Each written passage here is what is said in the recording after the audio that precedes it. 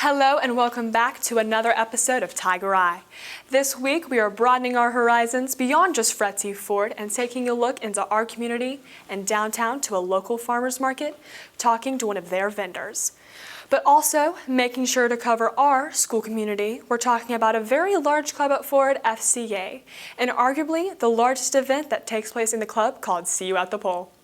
While focusing on our community and our school, how do the two connect? Ford's football team has their pregame meals at various churches in the area.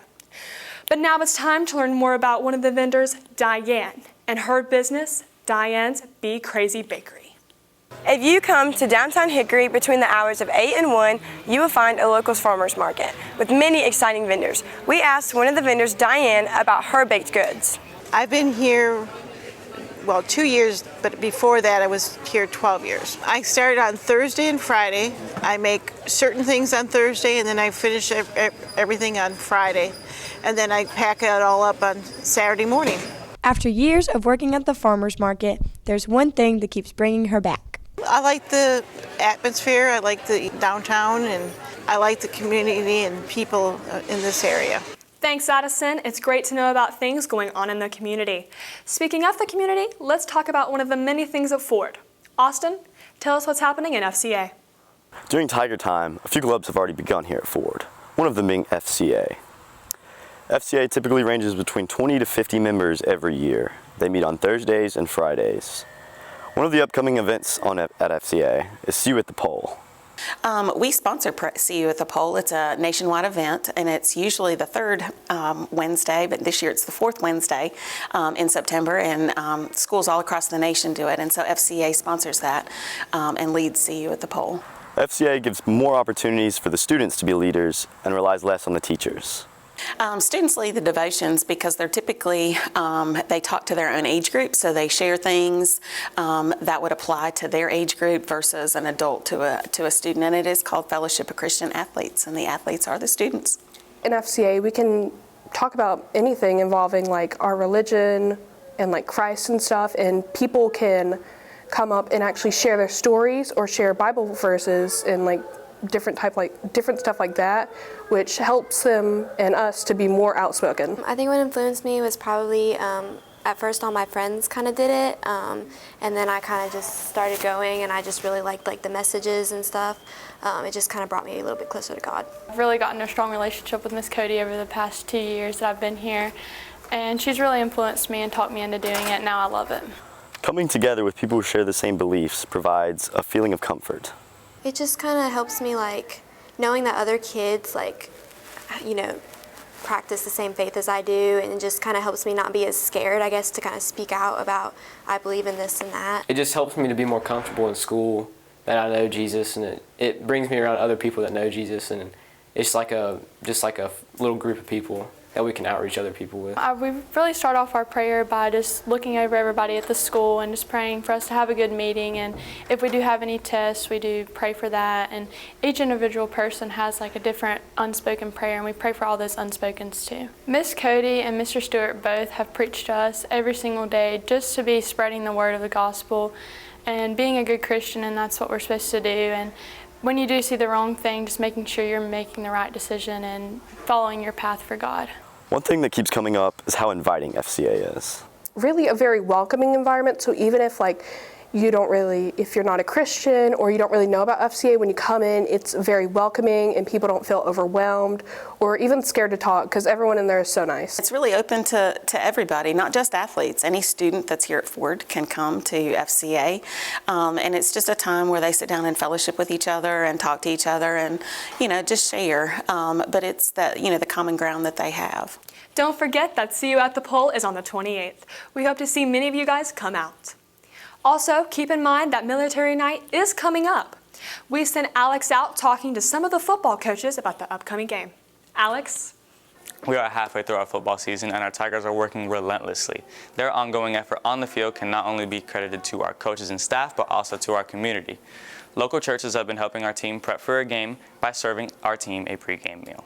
So the churches was an idea that Coach Ramsor and myself discussed, and it's pretty much to get the players a good devotional before, and it also brings the community a part of the team. So the players get to go and see local churches and get to meet people and hear the word. Players need to eat a big hearty meal. It's called carb loading before a game.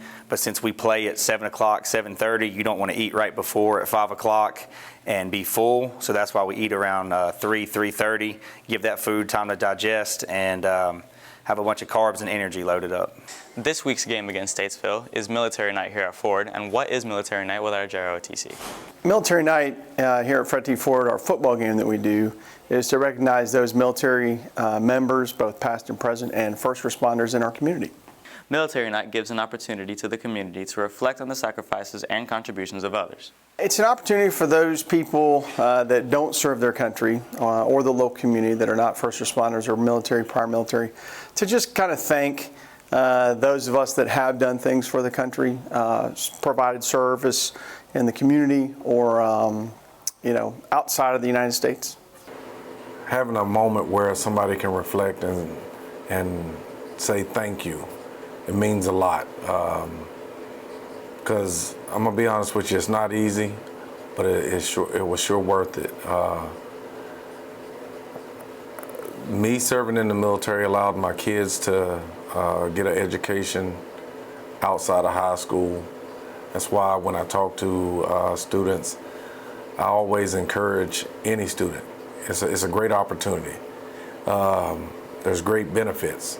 The moment is bigger than just a high school football game. I'm thankful, I'm real grateful that Military Night, not just here in high school, but you recognize it. Like, for example, last year in the NFL, one of my military buddies that lost his life in an NFL commercial, they was recognizing him. His wife, his son was there, and they created a scholarship for his son. It was a little bit emotional for me because he's not here to see that. But guess what? He was recognized, and it was greatly appreciated by his family. The plans for this year's game should make it a special one. We normally do a color guard, which is presenting the nation's flag along with the state flag and everything in every football game and just about every sporting event that we do.